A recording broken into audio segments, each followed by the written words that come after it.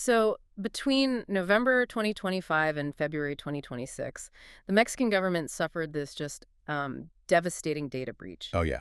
Millions of records stolen. I mean, at least 9 major organizations were completely compromised. Right. But the most alarming detail here wasn't actually the scale of the attack. It was the fact that the hackers didn't even write the majority of the code. Exactly. They used off-the-shelf commodity AI, specifically GPT 4.1 and Claude code. Yeah, those models generated roughly 75% of their commands. Like the AI just analyzed the servers, built a custom data exfiltration API, and spun up this really complex tax certificate forgery tool. Entirely on the fly. I mean, it functioned as this highly capable scaffold. It took an attacker with, just moderate skills and elevated them to the level of an advanced persistent threat. It just dramatically accelerated the whole attack cycle. And, that was with the models we had last year. Right, last year's tech. So welcome to the deep dive. It is mid-2026, and the tech world is kind of holding its collective breath right now. Oh. Today, we are looking at this massive stack of leaked intelligence, internal market memos, and a really comprehensive AGI predictions scorecard. And our goal today is to really figure out if the timeline for artificial general intelligence is, a problem for our grandkids, or if it's actively unfolding on our servers right now. Because if you use the internet, the arrival of this technology directly dictates your future job security, your data privacy, and just the stability of the digital infrastructure you rely on every single day. Yeah, it really does. And to understand where we are right now, we should probably start by looking at that historical scorecard of expert predictions. Oh, the variance on that scorecard is wild. It's staggering. But the first thing that really jumps out from the data is that these experts aren't even, playing by the same rules. They're operating with entirely different definitions of what actually constitutes AGI. Right, the definition problem. I mean, you see headlines like, CEO says AGI is here, and then literally the next day, a leading scientist says it's decades away. Exactly. It's like asking, when does a kid become an adult? Is it when they turn 18? Is it when they get their first full-time job? Or when they actually figure out how to do their own taxes without calling their parents in a panic. Exactly. Every expert is using a completely different milestone. Yeah. And Mustafa Suleiman is a perfect example of the strictest standard. He places his target way out between 2029 and 2031. His definition requires physical robotics, right? Right. He argues that true general intelligence must be able to navigate and manipulate the unpredictable physical world, not just, generate text in a neat little digital sandbox. Which is a huge leap. But then meanwhile, you've got Jensen Huang from NVIDIA going on the record claiming AGI was already achieved back in March 2026. Yeah, but he's basing that entirely on software passing standardized human benchmark tests. Right, the tests that you can kind of just train the models on anyway. Yeah. And looking at the market memos in our stack, we have to really contextualize his claim. Oh, absolutely. His company sells the hardware, powering all of this AI training. Yeah, so moving the goalposts closer and declaring this, premature victory, it serves a massive financial incentive for them. Totally. Even Sam Altman has retreated from his original 2025 target. He recently admitted that AGI is a, quote, sloppy term. You sloppy term, yeah, which is why tracking the long-term historical record is so crucial here. It really is. And Ray Kurzweil arguably holds the most defensible long-term prediction in this whole space. Oh, Kurzweil. Yeah, over 25 years ago, back in 1999, he pointed to 2029 as the arrival date for AGI. And as we sit here in mid-2026, that 2029 target has astonishingly become the median consensus among serious machine learning researchers. It's crazy how well that's holding up, but on the complete opposite end of that credibility spectrum, the scorecard shows Elon Musk having basically the worst specific timeline record of any major figure. Oh yeah, I mean, he promised 1 million robotaxis by 2020. And full self-driving by 2017, both completely missed. Right.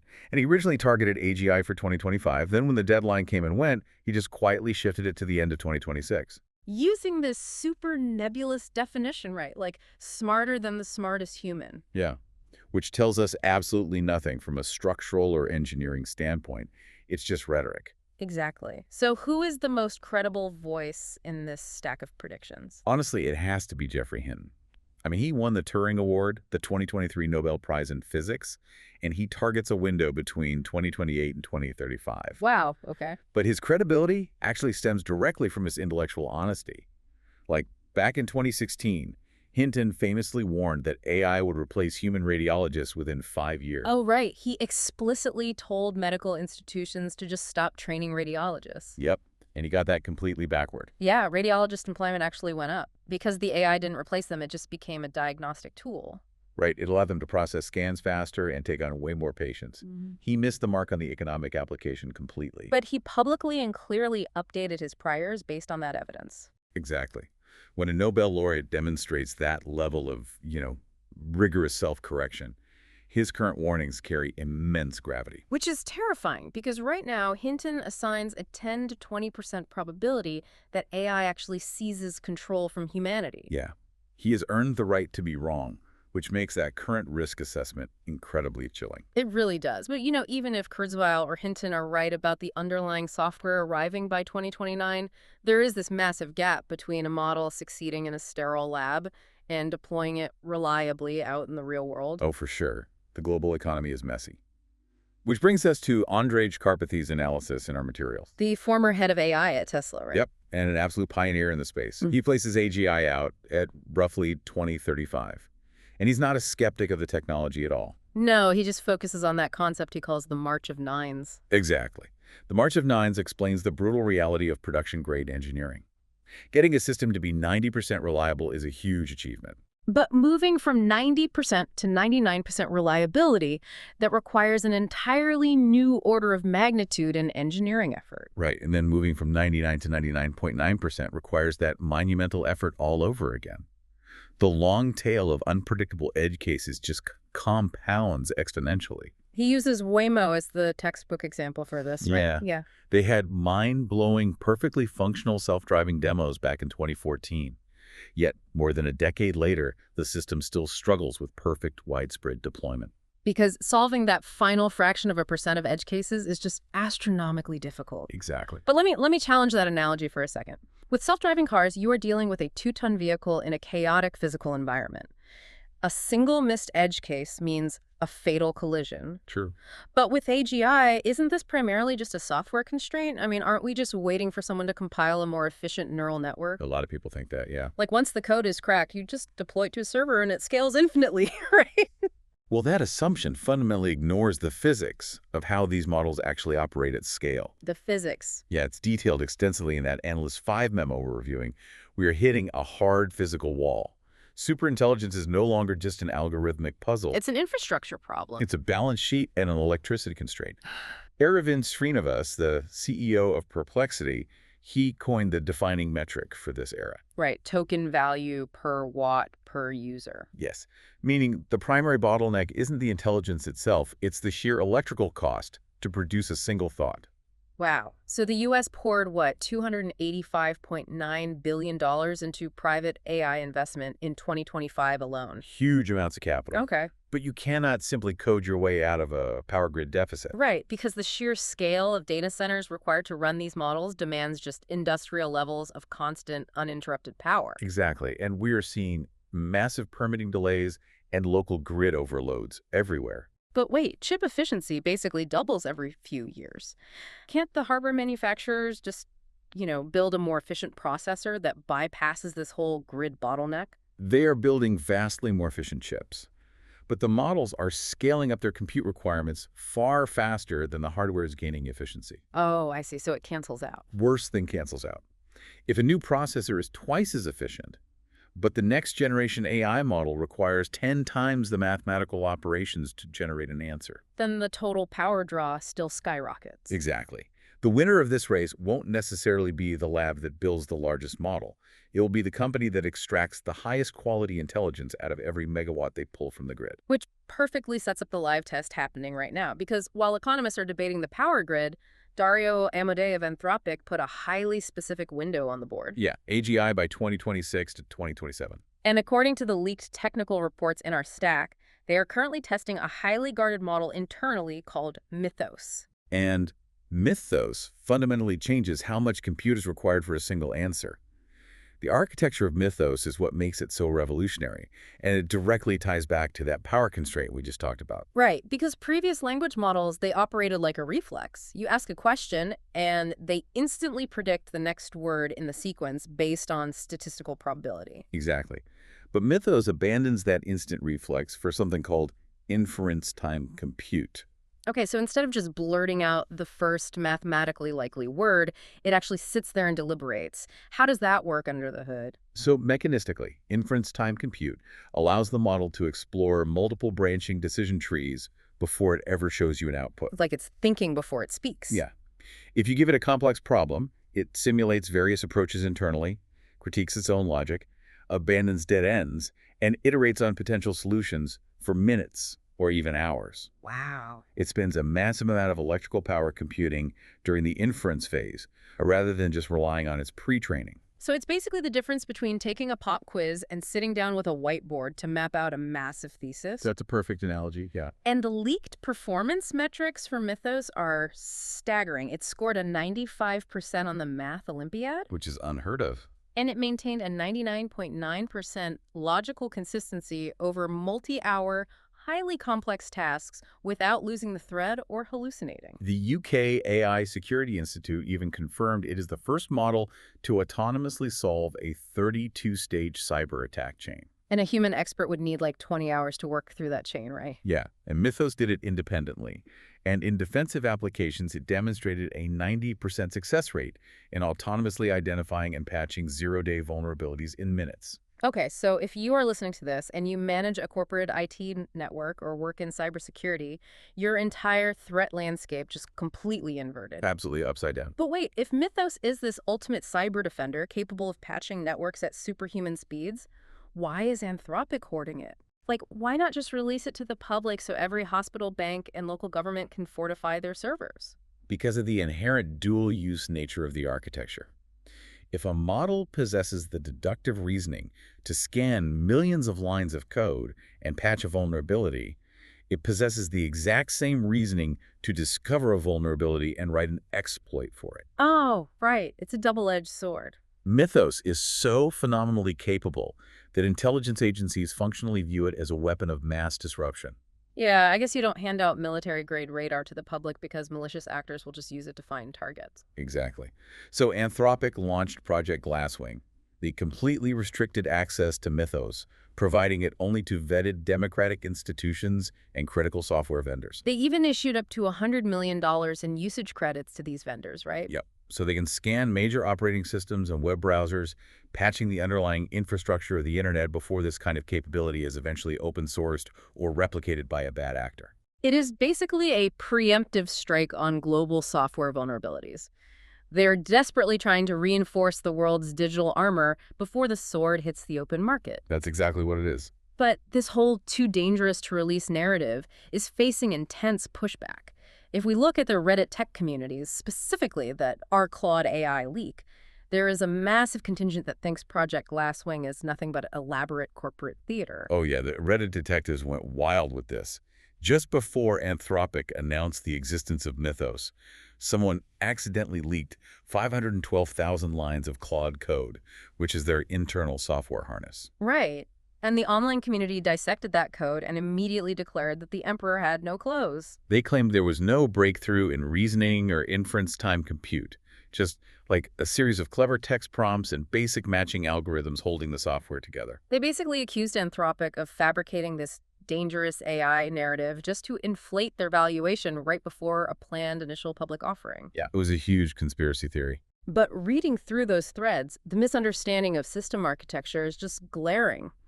Claiming you understand the internal neural network of Anthropic's new model because you read the leaked Claude code front end. I mean, that's like claiming you know the secret recipe for Coca-Cola because you found the mechanical blueprints for the vending machine. That is exactly what it's like. The code that leaked was just the interface that shuttles data back and forth. Right. The actual model weights the multi-billion parameter neural network that does the actual thinking were completely secure. Completely. Huh. Furthermore, the timeline totally destroys the conspiracy theory. Anthropic formally briefed security partners on Mythos 5 days before the Claude code leak even occurred. So yeah, the Reddit conspiracy really falls apart under scrutiny. However, we cannot dismiss the genuine skepticism coming from, like, highly credentialed academics. No, we definitely can't. People like Gary Marcus and Jan LeCun, the chief AI scientist at Meta, they've argued for years that we are fundamentally on the wrong path for AGI. They assert that large language models, regardless of how much compute you throw at them, structurally lack what they call world models. So this is a crucial concept. Because without a world model, an LLM knows statistically that the word apple frequently follows the word drop. Right, based on its training data. But it doesn't actually possess an internal understanding of gravity. It has no grounded intuition of physical causality, spatial reasoning, or long-term consequences. It is just playing a highly sophisticated game of statistical probability. Exactly. Marcus and LeCun argue that you cannot simply scale up pattern matching until it magically transforms into causal reasoning. It requires a fundamentally different architecture that, honestly, we just haven't invented yet. Which perfectly aligns with the statement from Stanford's human-centered AI experts who explicitly predicted, quote, no AGI in 2026. Right. They view systems like Mythos as brilliant, highly useful idiot savants, but definitely not general intelligences. Okay, so we have the CEO of Anthropic projecting AGI in the next year, Stanford saying absolutely not, and the power grid buckling under the weight of current demands. How do we synthesize all of this? Well, the best synthesis comes from Yoshua Bengio, another Turing Award winner. He offers a framework that kind of cuts through the semantic debate entirely. What does he say? He points out that we constantly confuse the statement, "this is not yet AGI," with the statement, "this is not dangerous." Oh, wow. So the label doesn't actually dictate the threat level. Precisely. A system does not need a perfect, generalized human understanding of the world to cause catastrophic systemic damage. Right. A highly capable agentic system running inference-time compute can autonomously navigate networks, exploit financial markets, or execute complex cyber attacks. Even if it completely fails a basic physical common sense test, the capability to inflict massive damage on our digital infrastructure is already here. Regardless of whether it meets Mustafa Suleiman's robotic criteria or Jan LeCun's world model requirement. Which brings this entirely back to you, the listener. Like, why does any of this matter to you if you aren't an AI researcher? Think about the timeline compression we've explored today. It's moving so fast. In 2010, the mainstream consensus was that AGI was 50 to 100 years away. Today, in 2026, even the most rigorous academic skeptics place the median arrival between 5 to 15 years. Yeah, this isn't a theoretical debate measured in generations anymore. No, it is actively being measured in financial quarters, server deployments, and infrastructure bottlenecks. The overarching narrative from this stack of sources is clear, really. The field is moving slower than the hyper-optimists like Elon Musk promise, but significantly faster than the strict skeptics ever anticipated. Ray Kurzweil's 2029 target stands as a remarkably solid benchmark. It does. But the immediate future won't be defined by an AGI passing a lab test. It will be dictated by the physical constraints of our electrical grid, the efficiency of inference compute, and the grueling engineering effort required to reach true, real-world reliability. But there is one final, deeply unsettling concept embedded in Gary Marcus's analysis that we need to leave you with today. Yeah, this part really kept me up at night. We always operate under the assumption that artificial general intelligence comes first. Like, we build a machine that has the general reasoning capability of a human, and then it iteratively improves its own code until it becomes an artificial superintelligence, an ASI. Right, that's the standard sci-fi trope. But Marcus forces us to consider that the sequence might be completely backward. What if we achieve something functionally identical to an artificial superintelligence without ever crossing the threshold of general human intelligence? Think about what that actually means. Through systems like Mythos, we are compounding narrow, highly specialized capabilities. We are building systems that can autonomously patch zero-day exploits in minutes, manipulate financial markets at light speed, and synthesize entire branches of science. Exactly. We could birth a system that massively surpasses the collective cognitive execution of humanity. It completely lacks the generalized common sense of a 5-year-old child. It wouldn't be an amplified human mind. It would be an entirely alien superintelligence. A system that could independently hack every power grid on the planet, but wouldn't instinctively know not to pour a glass of water on a server rack. It is an intellect without intuition. If the systems running our financial markets, diagnosing our illnesses, and controlling the infrastructure of our daily lives achieve superintelligence before they achieve common sense, are we truly ready for what comes next?